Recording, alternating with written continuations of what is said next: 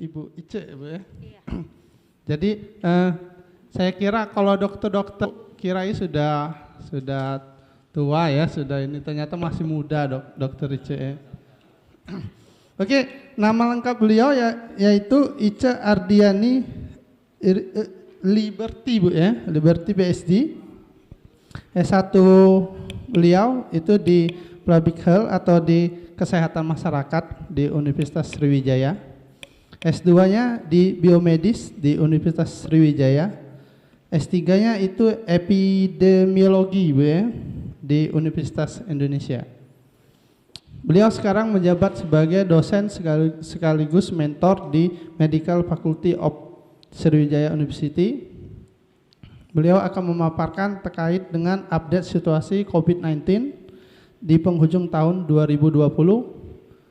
Tema yang akan diangkat yaitu tentang jangan lengah dengan protokol kesehatan. Untuk menyingkat waktu, baiklah kita persilakan kepada Dr. Ice. Oke, baik, terima kasih. Saya mohon izin berdiri ya Pak ya, Ibu ya. Pak Dimas tolong Pak materinya. Ya. Assalamualaikum warahmatullahi wabarakatuh, Bapak Ibu yang saya hormati. Perkenalkan saya Ice Andriani Liberty. Adik-adik sudah pernah ketemu ya sebelumnya sama saya ya. Ya gitu. Oke, saya sangat bangga ketika melihat adik-adik sekalian memakai logo gugus tugas begitu. Apalagi di sini sudah banyak gugus tugas karena saya juga dosen, saya menaruh harapan besar kepada kalian semua begitu untuk menjadi duta perubahan perilaku terutama protokol kesehatan untuk mempercepat pengendalian pandemi COVID-19. Kepada Bapak Ibu dosen pendamping juga terima kasih atas pengabdiannya membantu pemerintah, membantu masyarakat untuk meringankan beban karena pandemi COVID-19 begitu. Saya adalah dosen memang di Fakultas Kedokteran Unsri, tetapi juga membantu sebagai tim ahli di gugus tugas Provinsi Sumatera Selatan begitu untuk bidang epidemiologi. Bisa ditampilkan Bapak? Oke, jadi kalau tidak salah kita ketemu di minggu kedua Desember. Kalau tidak salah kita ketemu di minggu kedua Desember dan di situ kalau kalian tidak lupa, saya sudah katakan kasus kita tembus 10.000. Iya. Hari ini saya katakan kasus kita tembus 11.000 untuk Sumatera Selatan dengan masa hari tenggang hari lebih cepat. Nanti kita lihat datanya. Ya, di sini ada Pak Wahyudi. Inilah aparat yang membantu, tidak hanya Satgas begitu, membantu pemerintah pada umumnya untuk penegakan disiplin protokol kesehatan. Tidak kenal malam, siang, sore, libur, enggak dimanapun berada. Terima kasih Pak, kalau tidak ada aparat, percuma yang namanya ada pergub, percuma yang namanya ada inpres, kalau tidak ditegakkan oleh Bapak sekalian. Gitu. Jadi dalam kesempatan ini kami juga mengucapkan terima kasih banyak Bapak untuk dedikasinya untuk membantu menyelesaikan, mengendalikan pandemi COVID-19.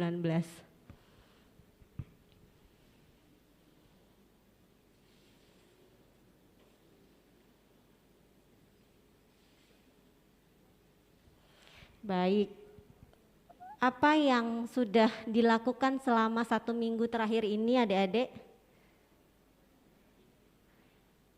Banyak yang sudah dilakukan, tetap konsisten dengan 3M dimanapun berada dan di situasi apapun. Karena kalian sudah itu tadi menempel logo gugus tugas, jadi disorot masyarakat. Itu kok maskernya turun ya, padahal itu Satgas gitu. Kok itu maskernya hanya digantungkan saja, itu pakai logo Satgas gitu. Paling tidak kalian akan sangat berpengaruh untuk teman di sekitar gitu, keluarga, apalagi tetangga. Itu yang kami harapkan. Tolonglah begitu, mari kita sebar luaskan informasi, ingat pesan ibu gitu ya, 3M. Oke. Belum tampil juga.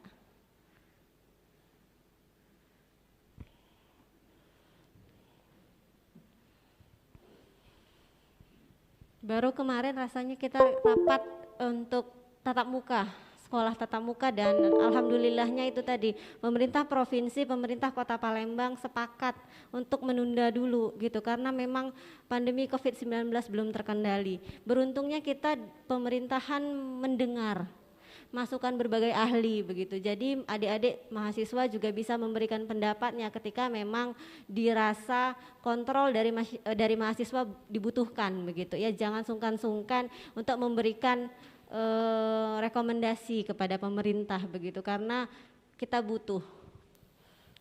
Oke.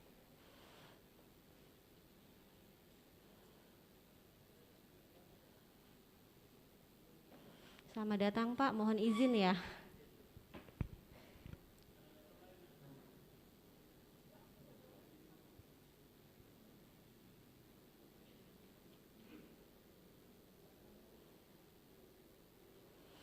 Kalau tidak ditampilkan datanya nggak tahu gitu. Jadi kalau epidemiolog identiknya sama data gitu. Kalau disebut juru wabah ya bolehlah begitu. Ketika dibilang epidemi itu artinya wabah. Epidemiolog orang juru wabah katanya gitu. Jangan saja gugur karena wabah.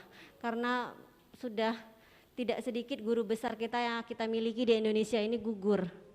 Wafat karena COVID-19 begitu. Berjuang melawan COVID-19.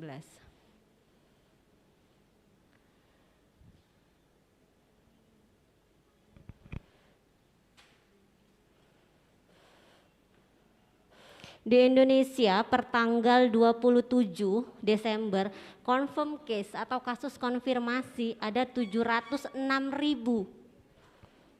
Oke, dengan total kematian 20.000. Angka kematian kita lebih tinggi dibanding Asia, lebih tinggi dibanding global. Dan Sumatera Selatan juga lebih tinggi dibandingkan nasional.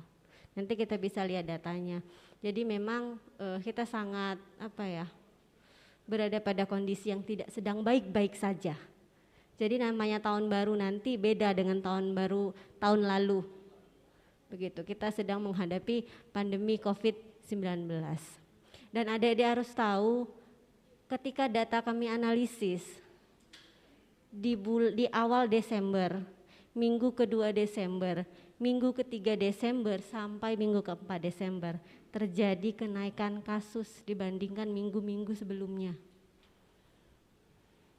Peningkatannya lebih dari 20%. Karena apa ya, tidak lain tidak bukan rentetan semua kegiatan baik yang terencana maupun tidak dari semua aspek sosial, ekonomi, budaya, politik begitu. Kalau tidak diimbangi dengan protokol kesehatan dan diimbangi dengan optimalnya 3T, tracing, testing, treatment, itu tidak boleh lagi asing di telinga adik-adik sekalian. Inilah yang terjadi. Kasus terus bertambah dan semakin cepat. Gitu ya, nanti ada datanya supaya kita bisa lihat sama-sama.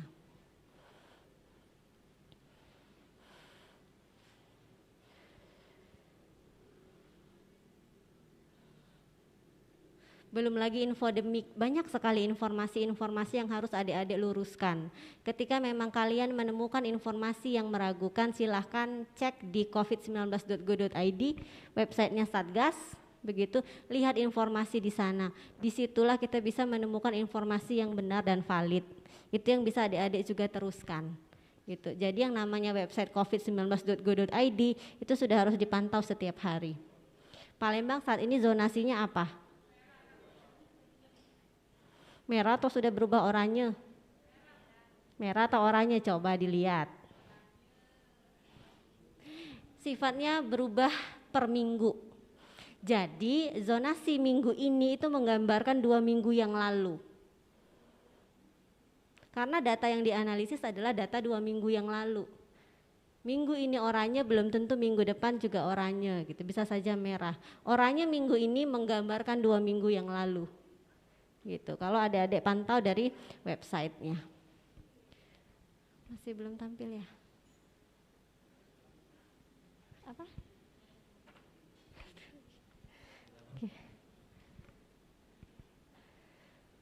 Oke. Ini kalau Sabtu malam masih pada nongkrong di kafe enggak ya? Masih enggak? Enggak ya? Menyumbang pergerakan mobilitas enggak? Apa? Rencana gitu ya. Nanti kita lihat bagaimana sih tren mobilitas penduduk di Sumsel gitu. Kita adik-adik yang pasti mengaktifkan akurasi lokasi di handphone masing-masing itu udah kedetek kan kalian berada di mana gitu. Jadi peningkatan ke kafe, ke taman-taman kota itu meningkat. Kalian boleh ke sana tapi ingetin yang di sana, maskernya gitu ya. Jaga jarak gitu. Bantu Bapak aparat untuk menertibkan yang tidak patuh dengan protokol kesehatan.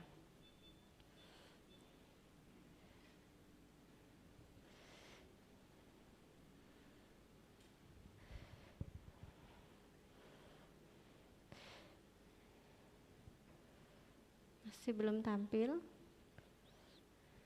Bismillahirrahmanirrahim.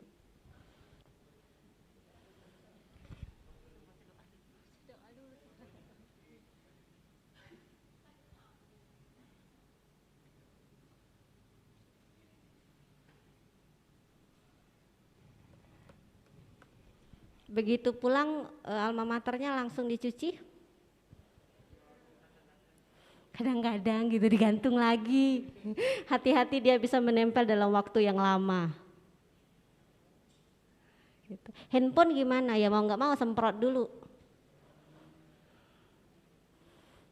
Gitu ya, rajin-rajin mendisinfeksi ruangan gitu ya, rajin-rajin buka ventilasi udara seperti ini dibuka gitu.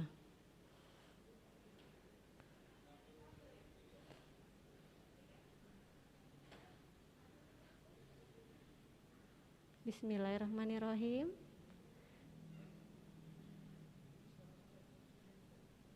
Mungkin saya enggak boleh ngomong banyak-banyak karena kalau saya ngomong katanya serem. Serem kalau saya sudah ngomong serem katanya gitu karena ngomongin angka yang tidak sedikit.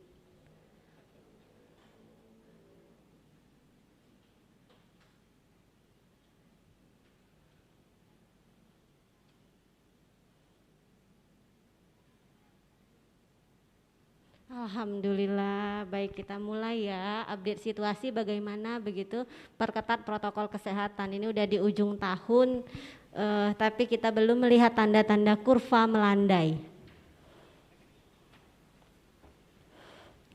Oke. Nah, ini situasi global di websitenya WHO, kalian bisa pantau. Next. Oke, di websitenya WHO kalian bisa pantau bagaimana kondisi dunia.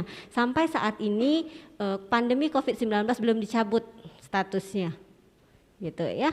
Tadi sudah saya sebutkan confirm case atau kasus konfirmasi di Indonesia ada 706.000. Next. Dan Indonesia sudah dinyatakan sebagai transmisi pada komunitas. Artinya pada komunitas sudah terjadi penularan.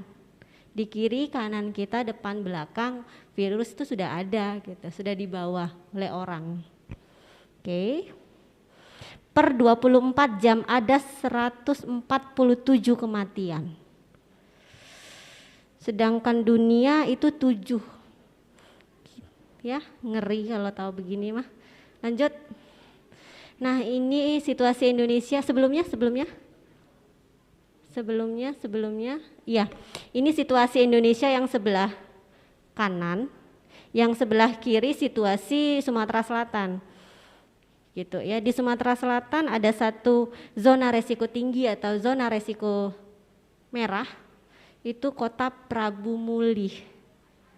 Ya, sisanya oranye, ada Ogan Ilir dan 4 Lawang yang resiko rendah. Ini berubah terus setiap minggu, silakan adik-adik pantau di webnya covid19.go.id punyanya Satgas COVID-19 ya. Sembuh ada 9.290 orang, dengan positif sudah tembus 11.000. Kita ketemu kemarin tembus 10.000, saya bilang gitu. Nanti ketemu udah tembus 11.000. Ya, jadi memang terjadi percepatan dan yang wafat ada 603 orang. Next. Ini kalau lihat grafik, kalau ditanya naik ke puncak-puncak gunung, kita belum menunjukkan tanda-tanda penurunan.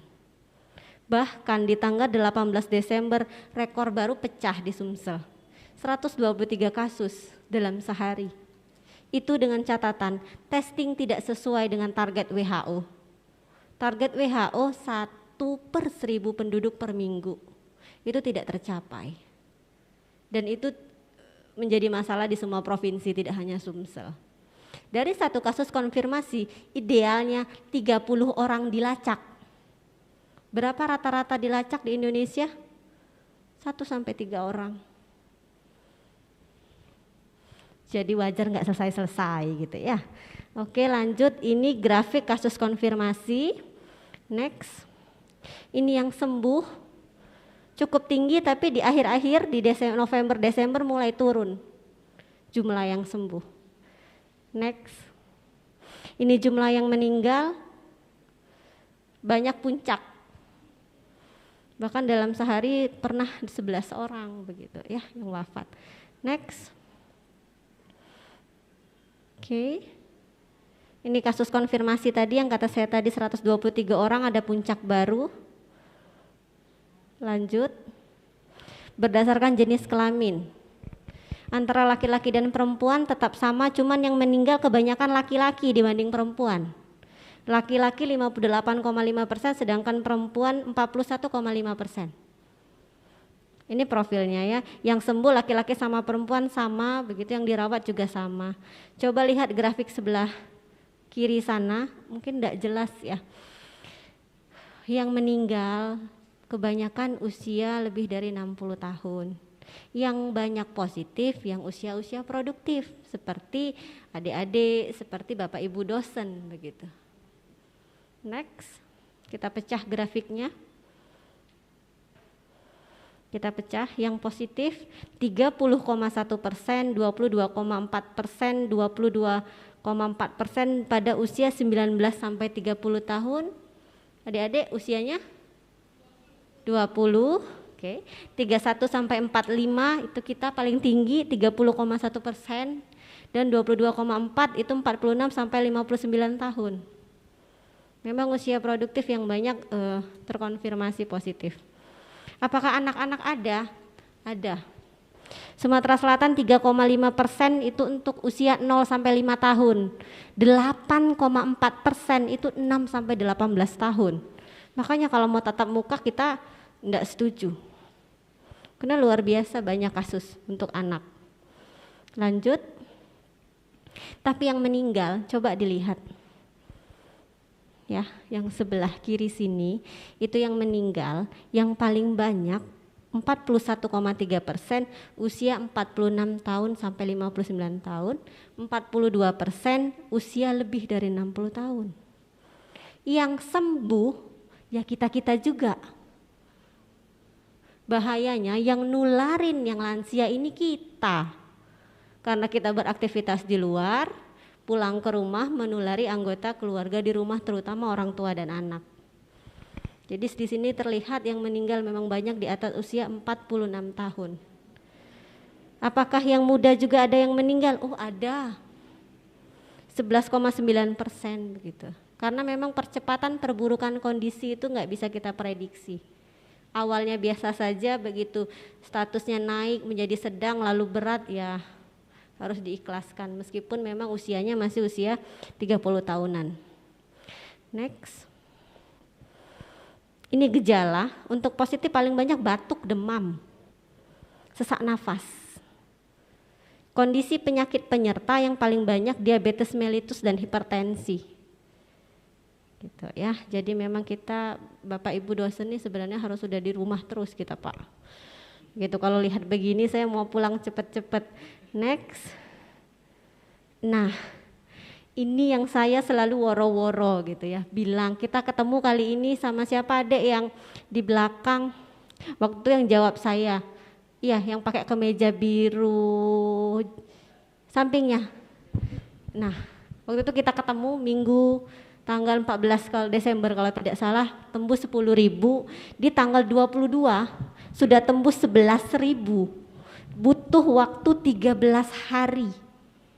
Sebelumnya butuh waktu 18 hari untuk mencapai 1.000 kasus.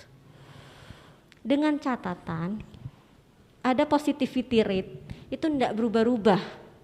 Positivity rate itu apa? Jumlah positif COVID-19 dibagi jumlah yang diperiksa yang positif dan negatif.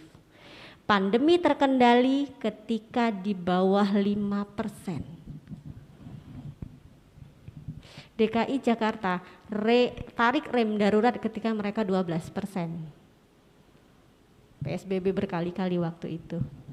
Kita permasalahan masih mentok di sini. Dan karena ini 17 kabupaten kota, ya Pak ya, jadi memang penanganannya harus merata. Kota Palembang, Lubuk Linggau testingnya bagus, tapi yang lain kita nggak tahu. Jadi memang tidak merata juga yang menyebabkan hal ini terjadi. Kalau angka kematian bisa dilihat 5,30%. Kesembuhan mencapai 81%, tapi kasus aktif yang masih dirawat atau isolasi mandiri 13,59%. Hati-hati, orang yang isolasi mandiri ini benar-benar isolasi enggak? Walaupun mereka dipantau oleh fasilitas kesehatan, tentu tidak 24 jam. Jangan-jangan mereka masih berkeliaran di sekitar kita, tidak menggunakan masker, atau lalai, atau diturun-turunkan gitu. Padahal dia harusnya isolasi mandiri. Banyak hal ini yang tidak diketahui gitu. Ini juga yang menjadikan kasus COVID-19 nggak selesai-selesai bahasanya gitu ya. Jadi sudah tembus 11.000 adik-adik, cuman butuh waktu 13 hari. untuk menambah kasus 1.000. Kita nggak mengharapkan di awal Januari 12.000, waktunya juga semakin memendek. Kita bisa bayangkan kapasitas rumah sakit. Kita takut penuh, sedangkan ventilator sedikit. Kita bisa bayangkan sesak nafas, alat masih terpasang semua. Ya, itu untuk kasus berat. Yang sedang dan berat kan dilarikan ke rumah sakit. Oke, next. Apa sih kaitannya yang bisa kita ubah, yang bisa kita bantu begitu mobilitas penduduk di Indonesia? Dari Februari, April, Juni, Agustus, September, Desember terlihat masih segitu juga pergerakan orangnya gitu. Ya. Ini untuk Indonesia, coba kita lihat Sumsel. Next. Oke. Butuh 49% lebih orang stay at home untuk mempercepat selesainya pandemi. Kita 8% yang stay at home, sisanya mas sudah beraktivitas. Dan yang ke taman bertambah 15% Pak di 22 Desember. Yang ke toko bahan makanan, apotik, kafe, restoran itu bertambah 8%. Masyarakat kita ke sana. Yang ke tempat kerja yang WFH masih ada 27%, yang tidak menggunakan transportasi umum juga masih ada 21%. Tapi yang ke taman ini yang bahaya, 15% peningkatannya. Sabtu Minggu jogging gitu ya di taman-taman kota. Bapak-bapak ini yang kewalahan nungguin, liatin, yang enggak disiplin protokol kesehatan. Sekarang ada adik-adik sekalian yang bisa membantu kami. Ya, kita mengharapkan adik-adik bisa menjadi duta perubahan perilaku. Next. Ini saya mengulang saja, terapkan pola hidup bersih, cuci tangan, masker, hindari kerumunan, hindari berbagai permukaan benda untuk disentuh. Saya tadi bilang sama Ibu Desi, hati-hati, kita semua sudah yakin protokol kesehatan, tapi siapa tahu yang bersih-bersih, dipegang semua gitu, dilap semua, enggak taunya dia yang positif. Jadi tetap kita cuci tangan pakai sabunnya juga tetap harus rutin. 3M tuh nggak boleh dipisahin. Tiga-tiganya wajib bersamaan dilakukan. Termasuk menjaga jarak. Kita kalau ngobrol nggak deket nggak kedengeran gitu. Tapi itu harus dihindarin. Ya, oke. Next. Kenapa kata saya tadi hati-hati dengan permukaan-permukaan. Di aluminium 2-8 jam. Di besi 48 jam atau 2 hari. Di kaca 4 hari. 4 hari. Ya, plastik 5 hari. Kertas 4-5 hari. Jadi ngumpul tugas online aja Bu, gitu Bapak Ibu dosen gitu ya, 4-5 hari di kertas. Di kayu 4 hari, di gagang-gagang pintu gitu. Jadi apa yang harus dilakukan ya rajin-rajin disinfeksinya. Gitu ya, dilap pakai sabun juga sudah cukup. Oke. Anjuran mengenai penggunaan masker, saya rasa di sini saya lagi-lagi terenyuh. Kemarin juga pada memakai masker yang sesuai yang diharapkan, masker medis gitu ya. Meskipun kain tapi juga tebal, tidak scuba atau 3 lapis, itu yang memang diharapkan gitu. Lanjut. Nah, ayo dilihat, pakai masker longgar dengan celah di bagian samping. Enggak ya, enggak. Pakai masker hanya untuk menutupi ujung hidung. Enggak, oke. Pasang masker di bawah hidung. Enggak, gitu. Membiarkan dagu terpapar. Jadi harus tetap ditarik ke bawah. Pakai masker sebagai hiasan di bawah leher atau dagu, itu juga enggak boleh. Ya, hati-hati. Gitu. Kalau ada yang seperti ini, mari kita sama-sama mengingatkan. Next, kenapa enggak boleh di dagu? Ketika dinaikkan, kuman dari sini naik ke atas juga, adik-adik. Ketika mau dilepas, lepas sekalian. Lepas sekalian. Jangan diturunin, lepas sekalian, benar-benar lepas gitu. Itu lebih aman dibanding kita menurunkan ya. Oke. Benar-benar dilepas. Next. Masker yang seperti apa yang direkomendasikan? Ada bedah, ada N95, ada kain 3 lapis, dan scuba atau buff enggak boleh lagi. Karena memang terlalu tipis. Meskipun kita nyaman kan kalau tipis, tapi tidak disarankan lagi. Next. Jangan lupa tingkatkan daya tahan tubuh dengan cukup tidur, cukup istirahat, main gadgetnya dikurangi malam-malam. Karena bisa menurunkan imunitas tubuh, olahraga, terpapar sinar matahari yang cukup, jaga jarak fisik dari orang lain, paling tidak 2 meter, pola hidup bersih dan sehat harus dilakukan. Ya, jaga imunitas. Kita nggak boleh menyepelekan, tapi kita tidak boleh juga terlalu takut gitu ya. Oke, next. Mungkin kalian dengar namanya selain 3M adalah VDJ. Ventilasi durasi jaga jarak. Tidak boleh lama-lama dalam ruangan. Jarak harus selalu dijaga begitu.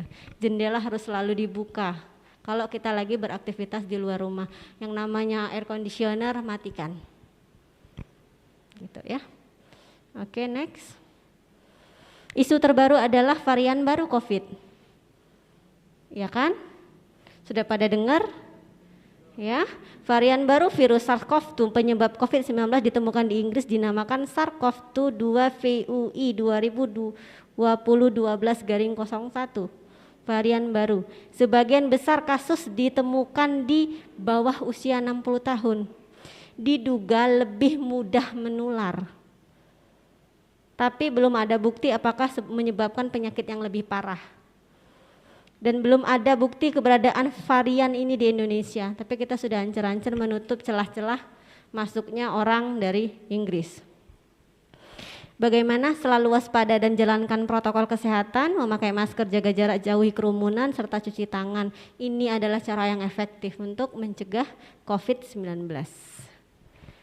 Nah, isunya adalah meskipun varian virus ini baru dan menyerang RDB, namanya reseptor binding domain, yang sangat penting bagi pengembangan atau efektivitas vaksin, tapi sejauh ini masih belum mengganggu kinerja vaksin.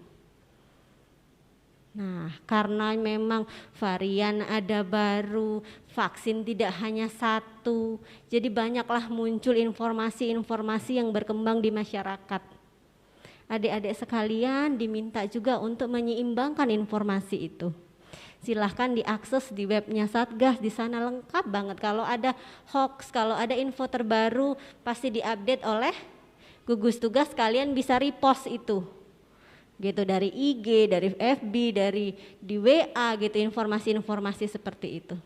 Karena ini menyesatkan kalau salah persepsi yang diterima. Tuh kan, vaksin belum juga kelar satu, muncul varian baru, udah efektif lah, inilah itulah gitu.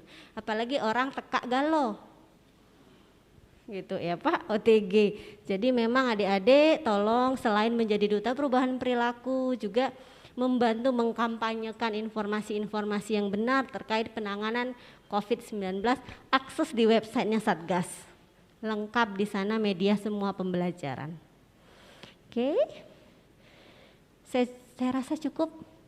Dengan adaptasi kebiasaan baru, silahkan dilihat di masing-masing tas sudah tersediakah itu. Oke, baiklah. Sudah Bu ya? Oke, mungkin kita langsung masuk ke sesi tanya jawab. Mungkin kalau ada yang ingin bertanya, mumpung ada Bu Dr. Ice di sini. Silakan. Kayaknya sudah pada ngantuk semua ini Bu. Iya. Siapa? Silakan. Oke. Silakan disebutkan nama sama dari universitas mana ya? Assalamualaikum warahmatullahi wabarakatuh. Waalaikumsalam warahmatullahi wabarakatuh. Saya Hendra Wijaya Kusuma dari Universitas PGRI Palembang. Sini Bu Ice, iya. Saya ingin bertanya, apa sih penyebab tertransformasinya virus corona menjadi virus varian terbaru gitu? Oh, kenapa sih ada mutasi gitu ya? Ada mutasi gitu. Apa sih penyebabnya gitu?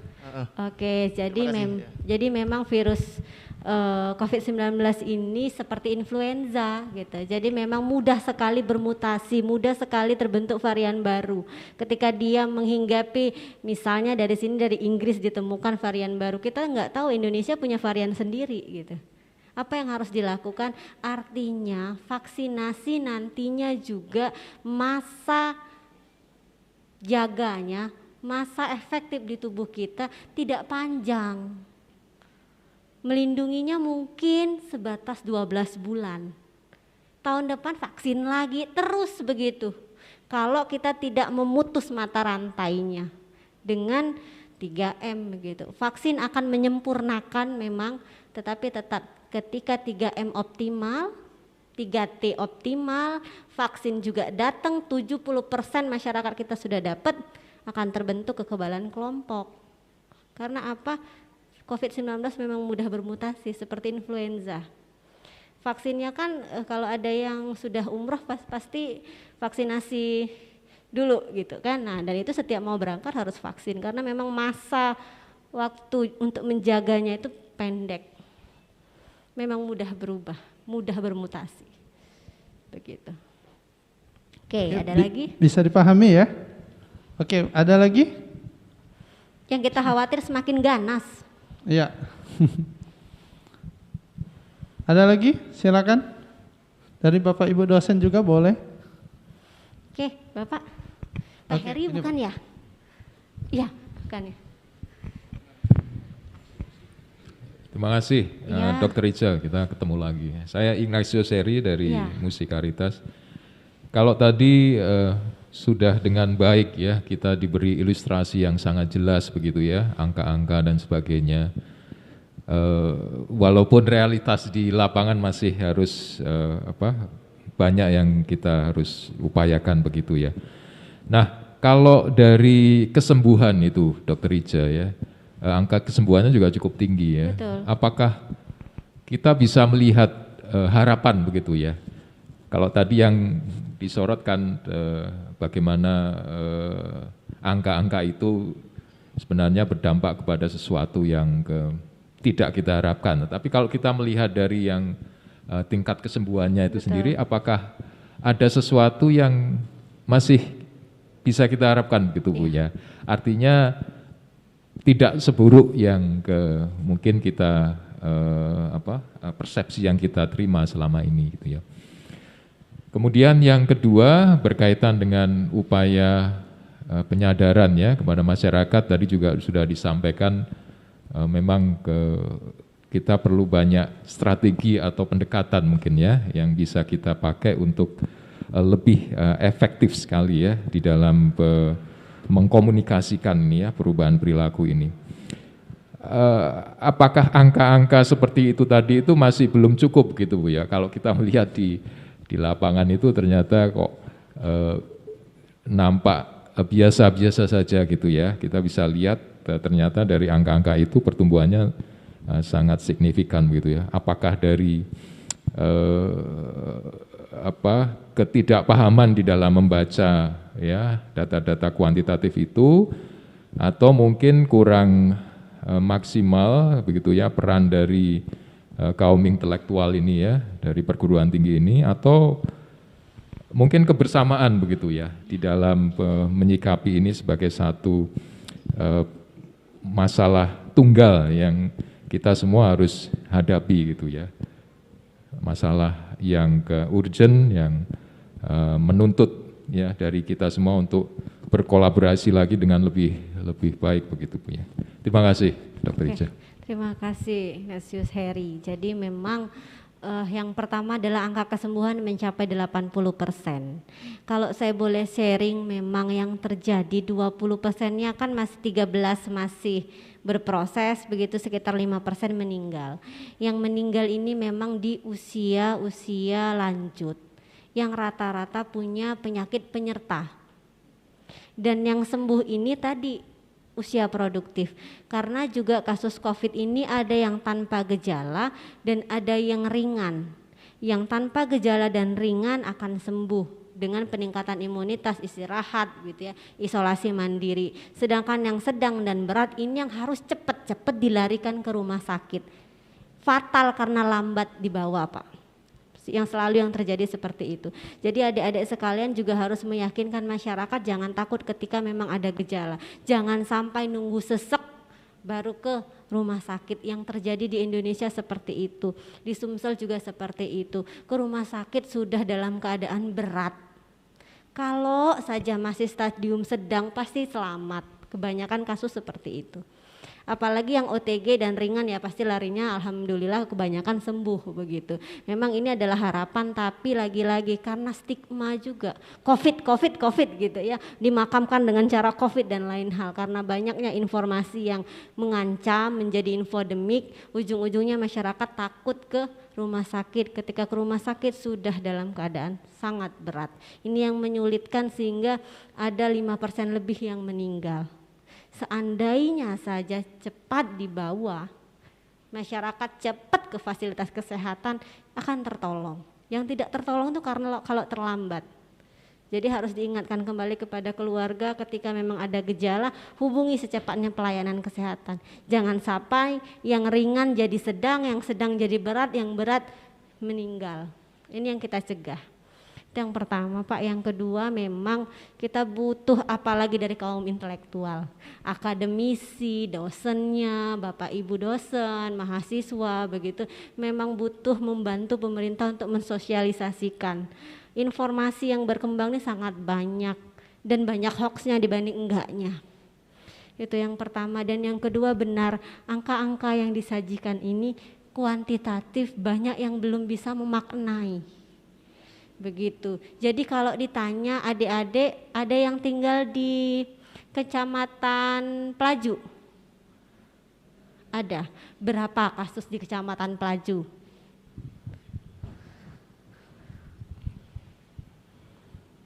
Kebanyakan pasti belum tahu pasti Bu. Nah, Iya. jadi Satgas sudah menyediakan aplikasi Bersatu Lawan COVID.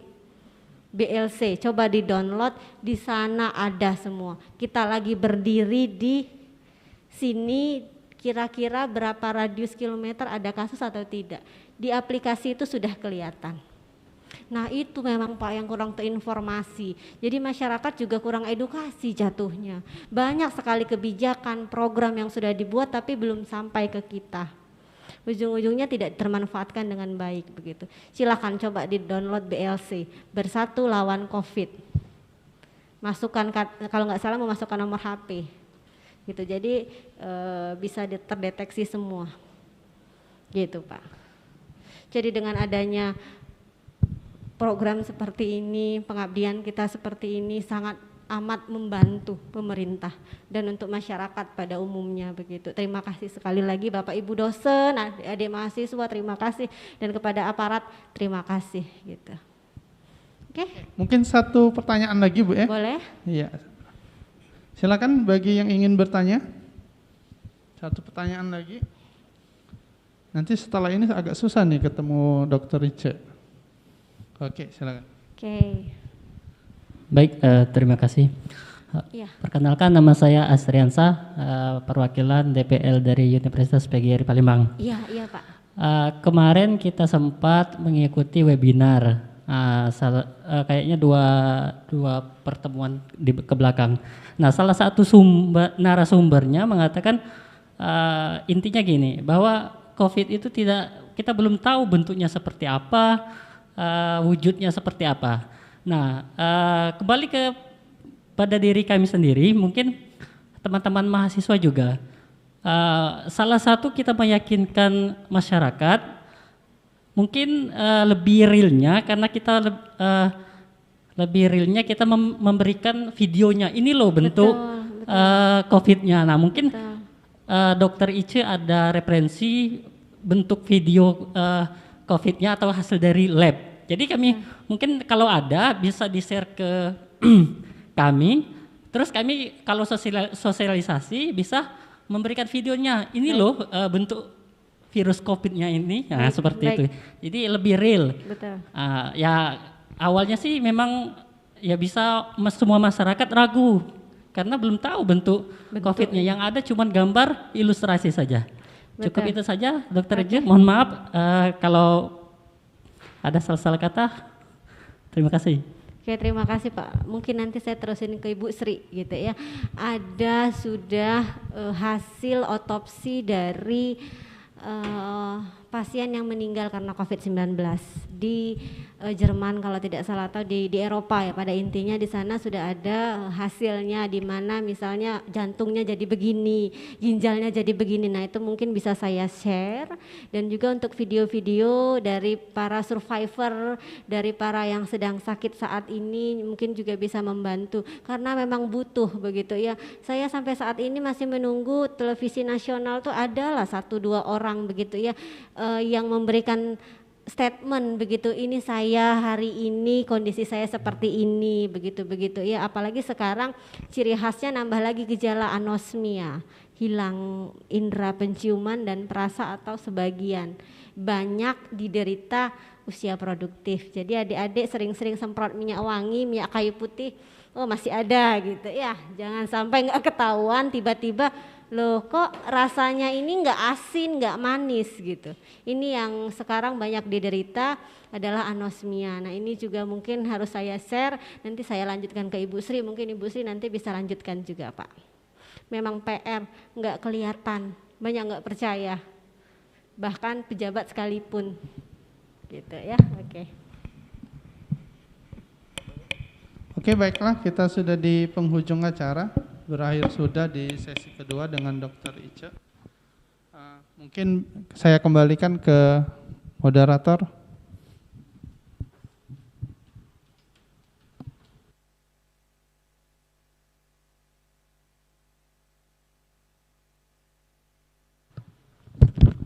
Baiklah, terima kasih banyak untuk materi dari Dr. Ica. Selanjutnya kita ke sesi untuk foto bersama dari pemateri bersama para duta 25 yang ada di depan. Kita foto bersama dulu, Bu.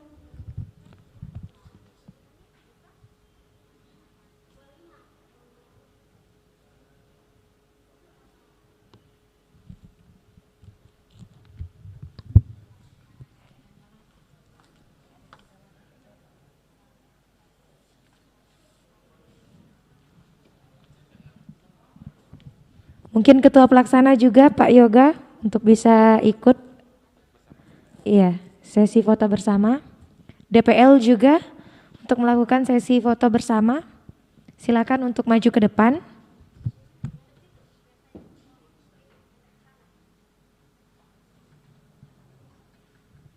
Silakan Bapak Ibu para DPL untuk maju ke depan. Kita melakukan sesi foto bersama.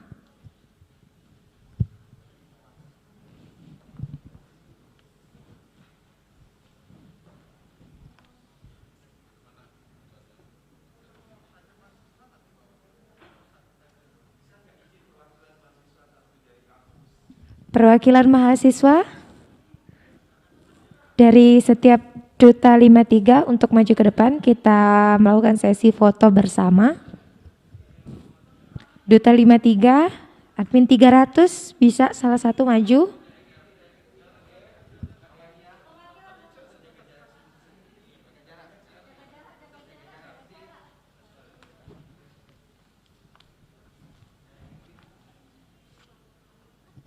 Baik, tidak bisa menunjukkan senyum ya.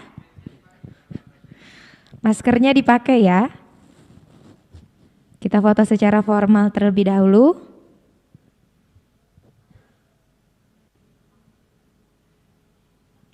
Sudah Bapak foto?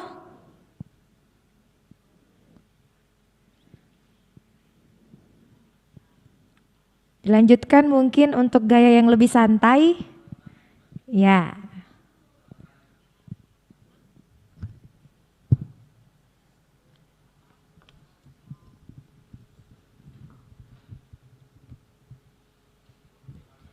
Baiklah, terima kasih banyak. Berakhir pula sesi acara rapat koordinasi evaluasi Duta 75 dan Monif Tim 25 Provinsi Sumatera Selatan pada siang hari ini. Saya pembawa acara bernama Lisdayani Pratiwi mohon pamit dan meminta maaf atas kesalahan kata, dan pada Allah saya mohon ampun. Ingat pesan Ibu, jangan lupa pakai masker, menjaga jarak dan mencuci tangan. Wassalamualaikum warahmatullahi wabarakatuh.